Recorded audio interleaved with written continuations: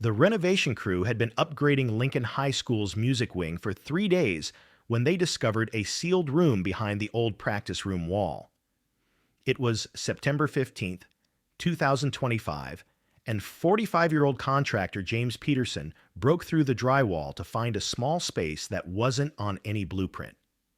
Inside, on the dusty floor, lay a human skeleton still wearing a choir director's blouse, sheet music scattered around the bones. Within hours, DNA would confirm what the small Kansas town of Riverside had feared for 22 years. They'd finally found Jessica Reed, the beloved music teacher who vanished after evening rehearsal on October 24th, 2003. Her music room had been left with instruments in their stands, lesson plans on her desk, the piano still open with sheet music displayed, as if she'd simply stepped out for a moment. The truth was far darker. She'd been murdered and sealed in a storage room by someone she'd worked alongside every day, someone whose romantic advances she'd rejected, someone who'd continued teaching music for years using her memory.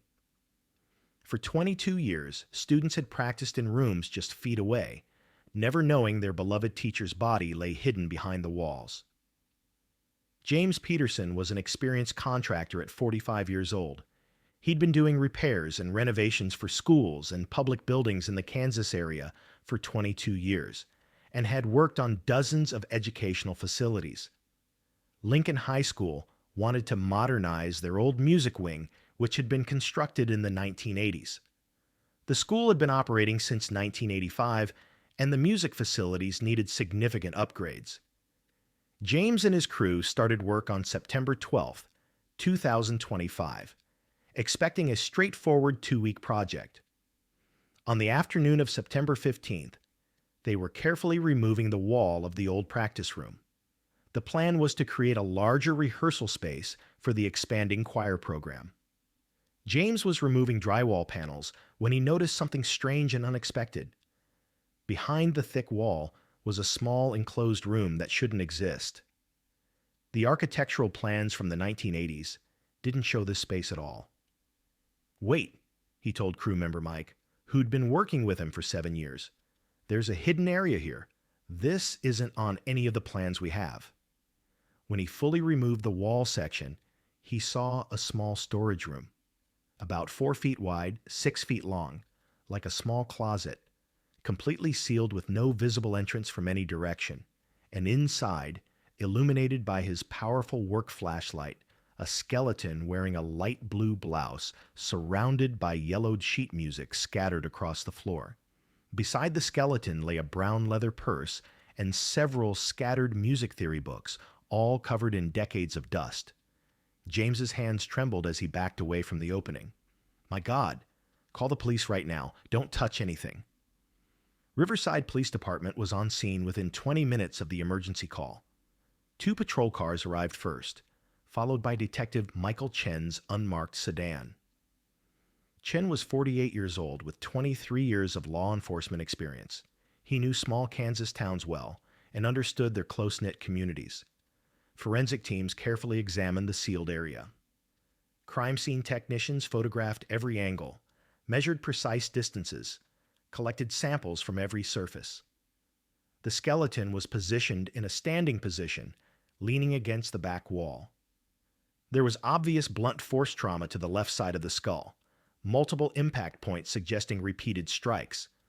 Clothing remnants included a light blue blouse, black dress pants, and flat black shoes. Beside the skeleton were scattered sheets of choir music and several music theory textbooks. A silver wristwatch on the left wrist had stopped at exactly 9:15 p.m. "Music teacher," Chen said, kneeling beside the remains. "Worked here. Let's look thoroughly into this school's complete history." School records were carefully examined over the next several hours by Detective Chen and his team. There was one significant missing person case in the files. Jessica Reed, 27 years old, music teacher, and choir director, disappeared October 24th, 2003. Chen opened the thick 2003 case file that had been stored in archives. Sheriff David Thompson had conducted the thorough original investigation at that time. Thompson was now retired and living in Wichita, but Chen called him that evening. "Jessica Reed," Thompson said slowly, 72 years old now. "Never forgot that case. It haunted me for years after I retired. Wonderful music teacher. Students absolutely loved her. She disappeared one Friday night after evening choir rehearsal. We searched everywhere for months, found absolutely no trace." "Any suspicious people at the time?" Chen asked carefully. Thompson paused, thinking back. The music department chair, Thomas Warner. He seemed very upset during questioning, helped with searches. No red flags at all. He was married, well respected. DNA comparison was done immediately at the state crime laboratory.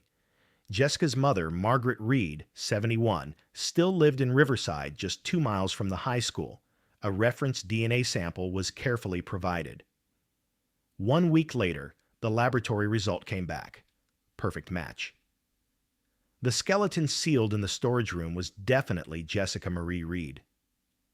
Jessica Marie Reed was born in Kansas on April 12, 1976, to loving parents. She grew up in Riverside, the only child of Margaret and Robert Reed. From a young age, she showed extraordinary interest in music. She learned to play piano at age 6 and showed natural talent. She was gifted.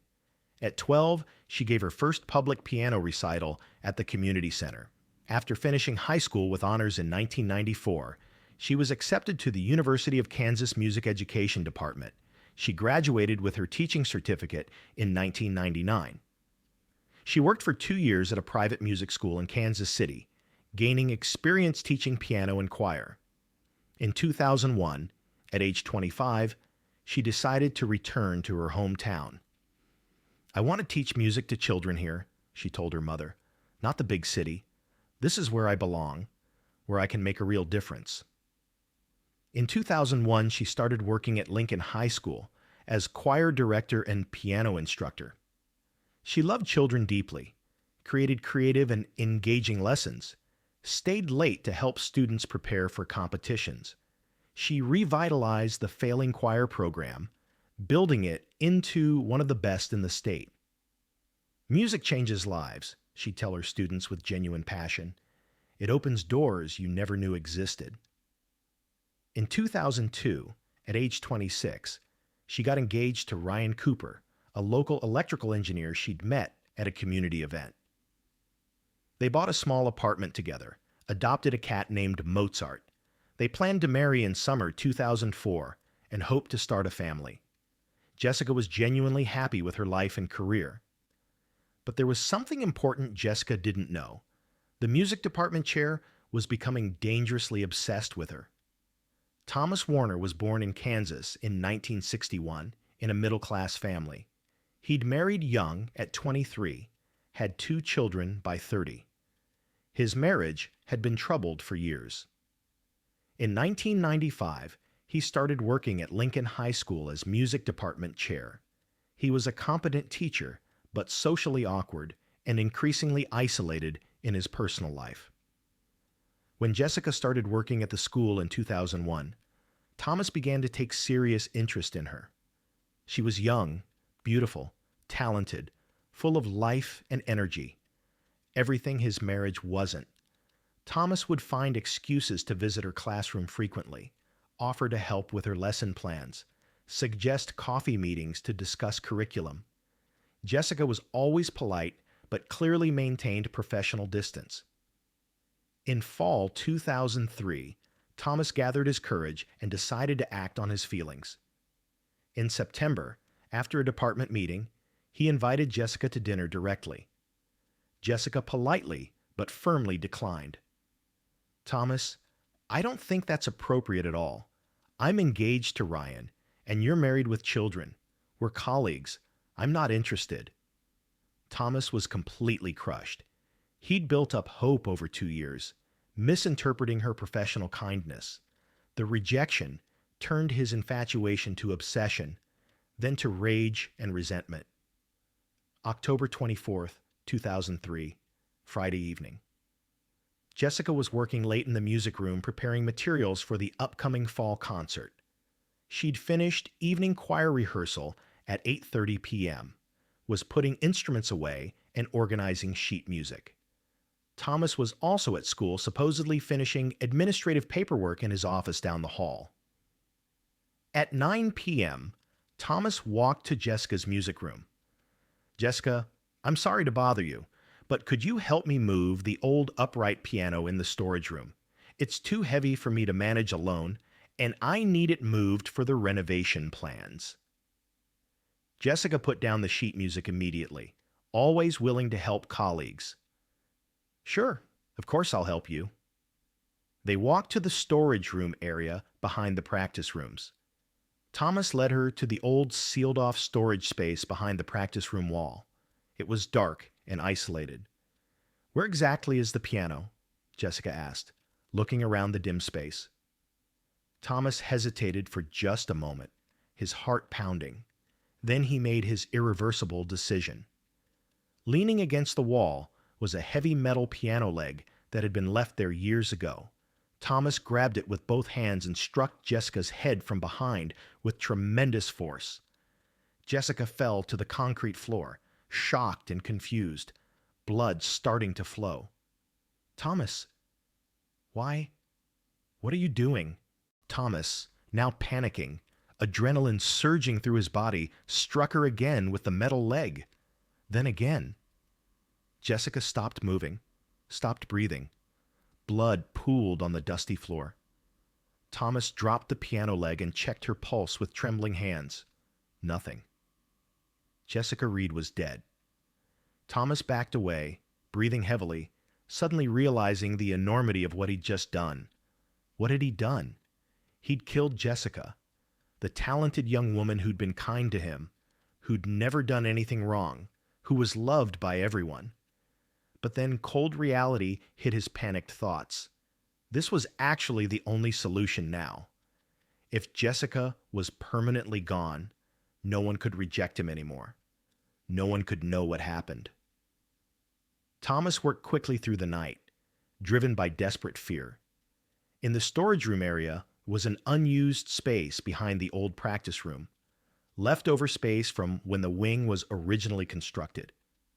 Thomas dragged Jessica's body into that dark corner and positioned her against the back wall. Then he spent the next several hours building a solid wall to seal it permanently.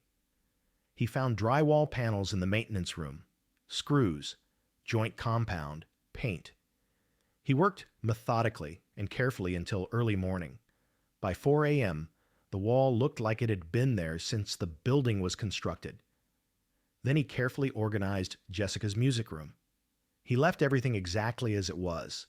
Instruments perfectly arranged in their stands, sheet music neatly stacked on the desk, the grand piano still open with her lesson plans displayed, her coffee mug still half full. The scene looked perfectly normal, as if Jessica had simply stepped out for a brief moment and would return any second. In the early morning, Thomas drove home, took a long hot shower, and tried to sleep. But he couldn't sleep at all. Jessica's face was in his mind. Her voice asking why echoed endlessly in his ears. But he told himself he had no choice now. It was done. He had to survive this. At 8 a.m. the next morning, Saturday, Ryan Cooper tried calling Jessica repeatedly about their weekend plans. No answer. He drove to the school, concerned and confused. The music room door was locked, but Jessica's silver Toyota was still in the parking lot. Her brown purse was visible through the window on the desk, her jacket hanging on the chair. But Jessica wasn't there. Ryan had a spare key and went inside. Everything was perfectly normal except for one impossible fact. Jessica was missing. Ryan immediately called police, his voice panicked and fearful. Sheriff Thompson arrived within minutes and began a thorough investigation. The school was searched methodically. Every room, every closet, every storage area. Everything appeared completely normal, except Jessica Parker was missing without any explanation. Thompson questioned Thomas extensively. "When did you last see Jessica?" Last night around 9 o'clock, Thomas said, seeming genuinely worried and upset. She was cleaning up after evening choir rehearsal, organizing sheet music. I finished my paperwork and left around 9:30. Jessica was still working. She often stays late. She's very dedicated. Searches were organized immediately. Police and community volunteers combed the entire town. The surrounding countryside was searched for days. Jessica's car was examined thoroughly. Nothing unusual. Her music room was dusted for fingerprints, only expected ones. Her computer was examined, just normal emails and lesson plans. Weeks passed, then months. No trace of Jessica Reed anywhere. Ryan was emotionally devastated and never fully recovered from the loss. He eventually moved away from Riverside, unable to stay where Jessica had vanished. Margaret Reed refused to give up hope completely. "She'll come back someday," she'd say, though her voice grew less certain with each passing year. Thomas continued staying at the school and working. For years he worked as music department chair, expressing deep sorrow about Jessica, helping organize annual memorial assemblies and concerts in her honor. In 2010, he was promoted to Fine Arts Coordinator. In 2012, he dedicated the renovated auditorium stage to Jessica's memory. "Jessica's musical legacy lives on through every student who performs here," he said at the emotional ceremony. Margaret attended, crying, thanking Thomas for keeping her daughter's memory alive. For 22 long years, Thomas worked at Jessica's school. Every single day, he walked past Jessica's memorial photo hanging in the music wing hallway. Every year, he conducted the spring concert that had been Jessica's favorite event. He spoke at graduation ceremonies about her dedication to music education. He became respected in the community and received teaching awards. But Jessica's body was sealed just feet away from where he taught every single day, right behind the wall of the practice rooms where students rehearsed. Until September 2025. James Peterson's construction crew broke through that wall during the renovation project. Detective Chen worked closely with genealogy specialist Dr. Emily Park from the State Crime Laboratory. Forensic analysis found trace DNA on Jessica's bones and clothing, biological material, including skin cells that Thomas had inevitably left behind while moving her body and constructing the wall. A detailed genetic profile was created and uploaded to databases. Dr. Park uploaded the DNA profile to public genealogy databases and law enforcement systems. 3 weeks of careful analysis later, a definitive match emerged: Thomas Warner. On October 5th, 2025, Detective Chen arrived at Thomas's modest house with 2 uniformed officers.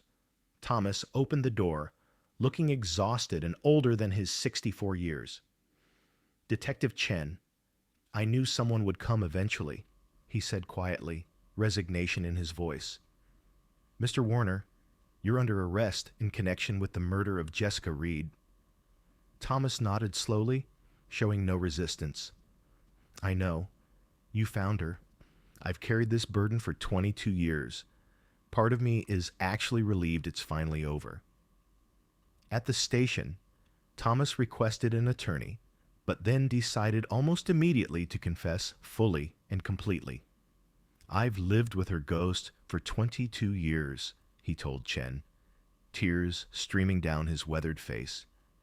"Every single day at school, walking past Jessica's memorial photo, conducting concerts in her memory, speaking about her dedication to music, knowing she was sealed right there behind the wall, just feet away.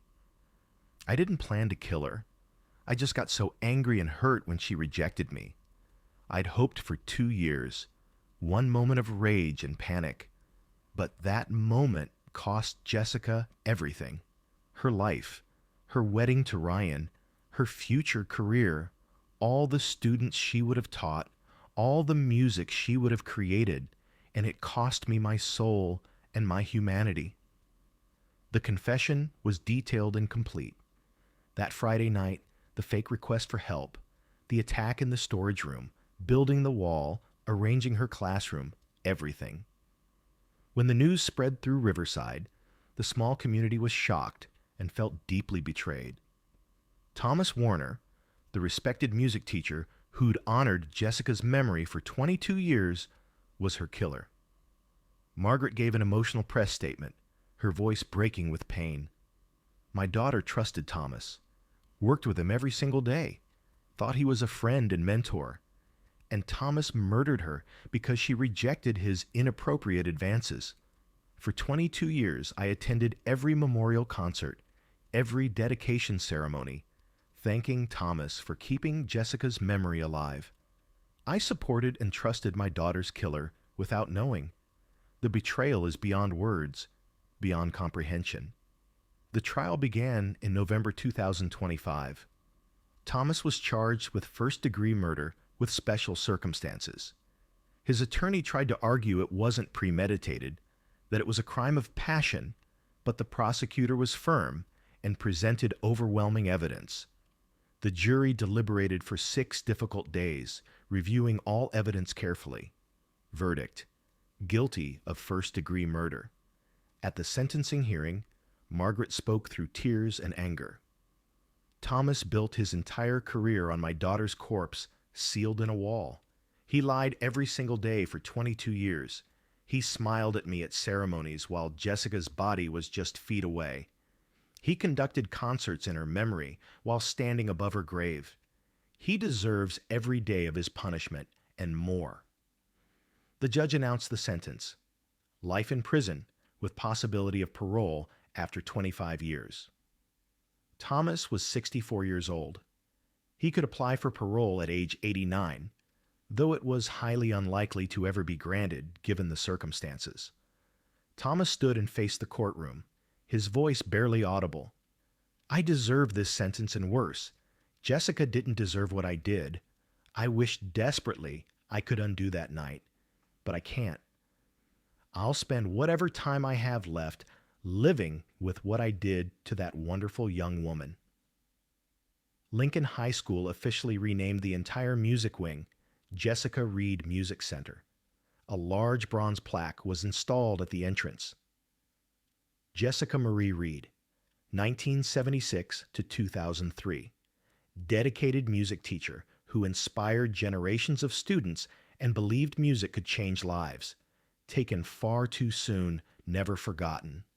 Detective Chen said in media interviews, killers are sometimes the people we see and trust every day, people in positions of respect. Thomas Warner worked at that school for 22 years after killing Jessica, speaking at her memorial ceremonies.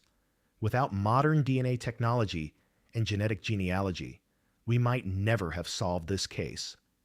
Science brought justice for Jessica and her family.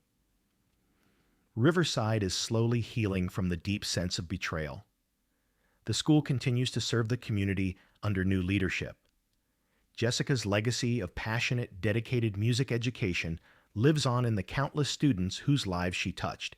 If this story moved you, please subscribe and hit the like button. Comment which case you'd like us to investigate next.